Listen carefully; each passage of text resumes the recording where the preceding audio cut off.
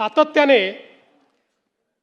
या संदर्भात अटी शर्ती आहेत अशी मागणी होत होती। आज जवळपास आमच्या रणधीर सावरकरांच्या नेतृत्वात महायुतीचे सर्व आमदार मला भेटले आणि त्यांनी सगळ्यांनी मागणी केली की ही 50,000ची अट तुम्ही काढून टाका। त्यावेळी त्यांनाही मी आकडेवारी दाखवली। मी त्यांना हे सांगितलं की अट काढल्याने आमच्यावर 3-4 हजार कोटीचा भुर्दंड येईल, फार येईल असं नाही, 4,000 कोटीचा येईल, 5,000 कोटीचा येईल, पण शिस्तीचा भाग म्हणून ही आणलेली आहे। मी त्यांना दाखवलं की समजा 1 लाखापर्यंत नेली तर 2 लाख शेतकरी असे राहतात की ज्यांच्यावर त्या ठिकाणी त्यांना याचा फायदा मिळत नाही। पण तरी देखील सगळ्यांचं मत होतं की 2 लाख शेतकरी का सोडता। केवळ त्याच्याकरता शेतकऱ्यांमध्ये अशी भावना होईल की कोणाला ठेवलं आणि कोणाला वगळलं।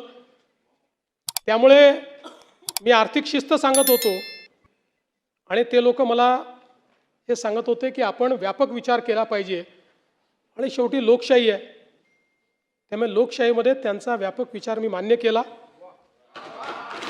आणि आता हे जे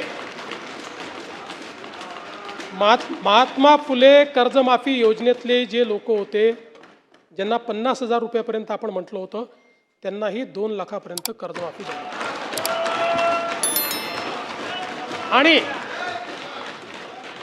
त्यासोबत 26-27चा जो नियम आहे तोही वगळण्यात येईल। आता आपल्याकडे तर सगळं आहेच, 26 मध्ये कोणी कोणी पैसे भरले आहेत जसे यांनी सांगितलं 95% लोकांनी पैसे भरले।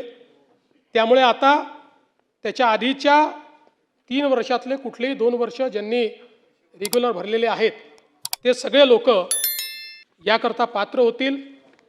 पुन्हा सांगतो, पहिल्यांदा राज्य सरकारने हा निर्णय घेतलाय, यापूर्वी कधीही असा निर्णय झालेला नाही।